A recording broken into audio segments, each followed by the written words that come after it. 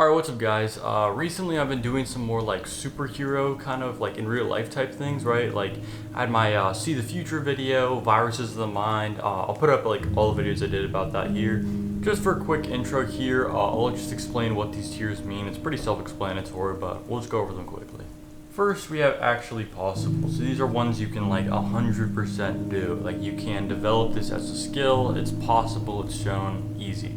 Then second, we have kinda possible. So this is possible, but it's only possible to an extent. It's not to the full amount you'd see in like a superhero movie or something. Then we have potentially possible. Now there's some preliminary evidence saying that it is possible that you could achieve this skill, but it's not definitive yet. Then we have barely possible, where it's possible to an extent, but it's really, really minor. It's almost just kind of like cheating. And then we just have not possible, where it's just straight up not possible at all. There's no way you can do it. First, we have this superhero. Her name is Blindfold. She's the only one I can really find with this power, but her power is remote viewing. So if you don't know, remote viewing is the reported ability to basically take your body or your spirit or your consciousness and move it outside of your own body. You can then take this conscious experience and kind of move it throughout the world. So what this would mean in reality is being able to view objects, people, places all remotely, so when you're not physically present. So for instance, people in hospitals being able to read messages that are written on the roofs of those hospitals, or being able to locate where people are, even like their exact coordinates, even if they're all the way across the world, right? And it sounds kind of crazy, but it's a pretty commonly reported phenomenon, at least for like as far as superheroes go. And also the CIA did research, and I think they invested like $20 million, and they did this for decades, trying to find out if this was a reliable way of getting intelligence. And they say that, you know, it wasn't, but it's kind of weird that they would spend so much time and so much money on these projects whenever they supposedly didn't work. And in addition, there's a study, I'll pop it up right here, but they, I believe, found a statistically significant deviation in some people where they were able to basically view these events remotely, right? And it wouldn't really be explained. They said it would be statistically impossible if this were just random chance. So we're putting this in potentially possible just because I haven't seen a definitive case where somebody's able to do it with like above 90% accuracy with a repeatable experiment. So just for that reason, we're gonna put it potentially possible. There is a lot of preliminary evidence supporting this in particular, but we're gonna keep it there for now. Second, we have Mike Ross from Suits. Not the typical superhero, but he's on like the superhero wiki, and he has kind of like a superhuman ability, so we're gonna count him. But his is photographic memory. Now, photographic memory is interesting because there is a kind of photographic memory which is actually pretty common, especially in kids. It's called eidetic memory. I hope I pronounced that right. But basically what this means is you're able to view an image and then in the short term recall it with very high accuracy. And it's something like 5 or 10% of kids. I don't know, I'll put it up right now. But genuine photographic memory is extremely rare. There's only a few people in the world who have that actually as a trait. And what this would mean would basically be you can recall every moment of your life with perfect accuracy. But the people who can do it seem to be able to actually be able to repeat this like always, right? Because it's just something they've always had, right? They don't forget stuff, and we don't really know the cause for this. It doesn't seem like there's a way to induce this phenomena in a regular patient without this condition. But for now, we're gonna put this in actually possible because, you know, there's people who can do this repeatedly, so it seems like it is, right? Now third, we have possibly the most desired superpower in existence, and it's flight. This is not possible. I mean, you can make the argument that through extensive genetic engineering and crossbreeding with other animals, like potentially very far off into the future, be able to like crossbreed with other animals, but I don't know, that's extremely shaky to me. Also, you could say those people who make like jetpacks, for instance, are flying, or, you know, those like super long distance gliders. But I'm not going to count that because whenever I'm talking about these superpowers, I mean just you yourself, not using external technology, because then you can pretty much do all of these. So for now, at least, we're going to be putting flight in not possible. Now fourth, we have one that I actually did a whole like 17.5-minute video on, which is seeing the future. So we have here Doctor Strange, particularly in Infinity War, obviously, because that's when he saw all these millions of realities and said there's only one where we succeed, you know? This one is actually really possible. I am actually currently working on a whole research paper on this exact topic of improving temporal depth in predictive processing models. And based on the research I've done, it is actually extremely likely that we will be able to increase temporal depth, which is basically how far into the future you can predict. Like I said, I made a whole video on this. I'll put it up somewhere above me. But yeah, totally possible. Making a whole research paper on this. We actually have a plethora of evidence using stroboscopic occlusion vision training, or SVT, which literally is giving pretty insane results in predictive processing, like on domain-specific tasks. So for instance, like especially in sports, it's used a lot. That specific type of training, if you're interested in learning more about this, you can check out that video. But yeah, seeing the future, especially in a short temporal horizon, which is like stuff like 10 seconds in the future, totally possible to train. So yeah, I mean, if you're interested, being able to predict, you know, like 5-10 seconds in the future, possibly even longer than that, is a totally trainable skill. You're able to do it with above 90% accuracy. You'll perceive these events happening before they even happen in material reality. That is totally possible. Check out my video if you're interested in that. So we're going to be putting that in actually possible. Now next up we have Professor X. Honestly, I have not seen the X-Men movies, but I looked it up. He's able to basically read minds. That's one of his abilities. Now this one is interesting. So there are purported mentalists who are able to, you know, read minds. The most common and popular example is Oz Perlman, who claims to have this ability. I'm very skeptical of these people, but I think it is possible. Now, there was a really interesting study by a guy named Paul Ekman. He was a psychologist and professor, and he was basically able to teach just regular people how to read certain micro-expressions and basically predict what somebody was actually thinking with about 70% accuracy after just like 2 to 3 weeks, which is pretty crazy, right? That's statistically significant. So if these results could be repeated, which is an if, you know, a big if, it's possible you could learn these skills. And an interesting other component, which again, if you're interested, you might want to watch that video I talked about earlier about seeing the future. But if you are interested, the type of medication I'm studying in that research paper, it can be applied here too.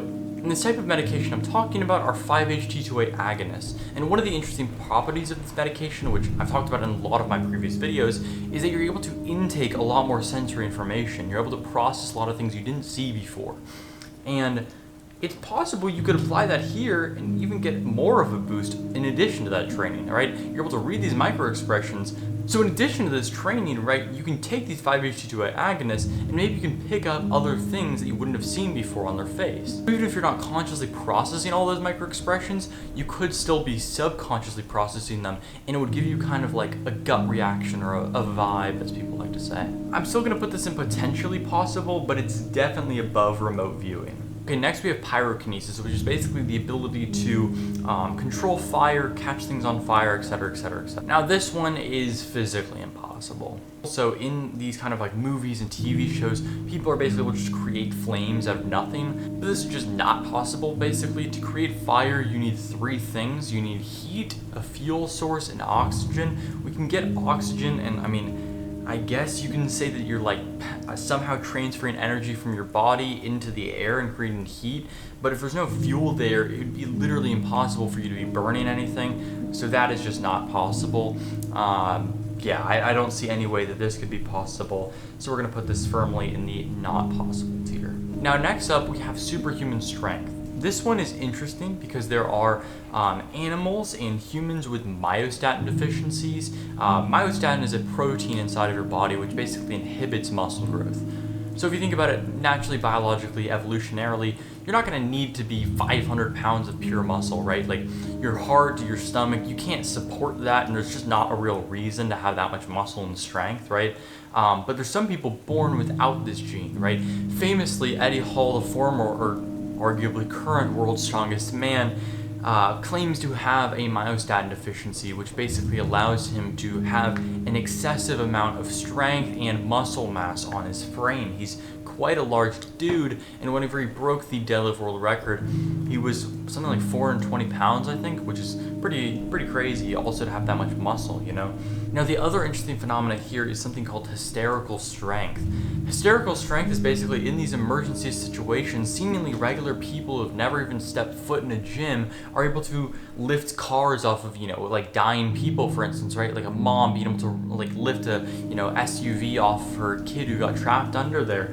And the main reason for this is basically we are not actually using all of our strength whenever we lift something. Whenever you're going to use any amount of physical force, your brain basically calculates how much force it thinks is required and then decides how many muscle fibers it's going to recruit to lift that weight. The reason it doesn't go full force on every movement is because that risks, skeletal injuries like breaking a bone and also tearing muscles, just excessive caloric and metabolic strain, right? Using too much energy to do that, it's just not efficient. However, with high amounts of adrenaline and also the genuine fear and belief that you or somebody else is in trouble, right, in life-threatening danger, people have displayed, insanely high amounts of strength, right? Thousands of pound lifts, which would be world-class, world records even, if they had done that in a competition.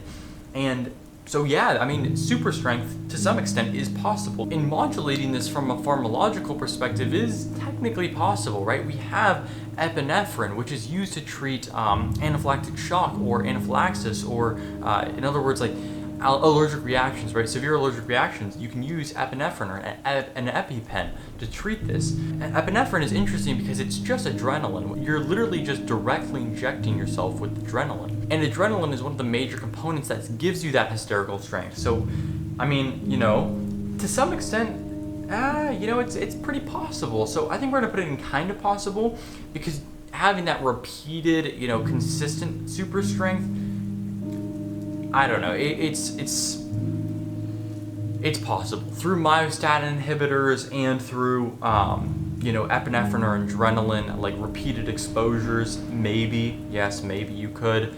It would be dangerous, and also I don't know if it's consistently possible, but who knows. Next, we have a character from the movie Novocaine. His name is Nate, and basically in the movie, he's born with a very rare condition called CIPA. People with CIPA basically have a genetic mutation which prevents them from building pain receptors. This is possible. This is completely, well observed. It's a real thing. It's a very rare condition, but totally real. Not feeling pain at all, right? If you consider that a superpower, which I think it is. Yeah, totally possible. We're putting that on the actually possible tier. Okay, next we have super healing. So we have Deadpool here. For this one, I want to talk about a peptide called BPC-157. BPC-157 is interesting. It's one of the only peptides that I'm really a fan of. I think actually has some potential in real clinical applications. And basically what it does is it speeds up the healing and recovery process. And we've seen in clinical literature, like bone to tendon injuries have been able to basically heal like twice as fast from these types of injuries than baseline, right? So imagine you get a soft tissue tear, your muscle gets torn, something like that, and you're able to heal twice as fast as a normal person. That's pretty significant. It's not quite to the level, obviously, yet as some of these superheroes, right, being able to be like, shot and then, recover like immediately, something like that. But it's still pretty significant. I would say we're gonna put it in the barely possible though, because, it's faster, it's very significant, but it's not quite to the level that you would expect from something like a superhero. Now next up, we have the Thing from the Fantastic Four. This basically is a technicality. I'm also not going to show any images of this condition. You're welcome. If you want to look those up, you can, but I don't know. I wouldn't personally. Anyway, this is a condition called scleroderma, or it's a type of condition. Basically, whenever you have a cut or some type of abrasion on your skin, your body basically builds back, it calcifies it, basically turns it into bone tissue. So your skin basically turns into this kind of rocky, hard, bone-like substance. I'm not exactly sure of the cause. If I find out later, if it's known, I'll put it up on screen right now. It's not a good condition to have. So that's another thing, it's kind of like a technicality, right? But yeah, having that type of rocky skin without having an exoskeleton, it's technically possible through calcification of your skin, so we're going to put this in barely possible, similar to the last one. Now finally, we have my personal favorite superpower, and that is telekinesis. This is basically the ability to move objects with your mind without touching them. This one is not possible. I mean, there are reports of people, saying they are able to perform this. I mean, Uri Geller is a famous example. He made a lot of money a while ago, basically claiming to have these psychic powers, but was famously debunked by James Randi. Nobody has yet to basically claim that prize from James Randi, the James Randi Foundation, who, if you don't know, James Randi was this famous guy who went on a lot of shows, and he basically said, if anybody can prove these psychic powers, I will give you $1 million, and nobody has been able to do this yet. Nobody's been able to consistently demonstrate psychic abilities absent using sort of deception or magic trick. So for that reason, I'm out. No, I'm just kidding. But for that reason, I'm putting it in the not possible tier. Yeah, I mean, is it like theoretically possible with stuff like quantum entanglement? Yes, maybe, I don't know. I don't think anybody knows, obviously. Quantum entanglement is, very complex subject. I'm not gonna pretend I know that much about it. But yeah, I mean, I think it's theoretically possible. I don't think that humans will ever get that ability, have that ability to harness that skill, but theoretically some point in the very distant future, I mean, maybe. I'll always just say maybe, but yeah, I think that's it. So let's just do a little quick recap quickly. First, we have, for actually possible, photographic memory, the ability to see the future, and the absence of feeling pain. For kind of possible, we have super strength. For potentially possible, we have the ability to read minds and the ability to remotely view objects, people, and places. For the barely possible, we have super healing and skin calcification. For not possible, we have flight, pyrokenesis, and telekinesis. I really hope you guys enjoyed this video. I've really liked kind of exploring this topic of the barely possible, those superpowers in real life. I think I'm going to learn a lot more about this topic, and I want to bring you guys along with me. So that sounds cool. Maybe you want to subscribe, maybe you don't. I don't know. Yeah, but if you watched this part of the video, thank you. If you want to subscribe, you can. Thank you for watching.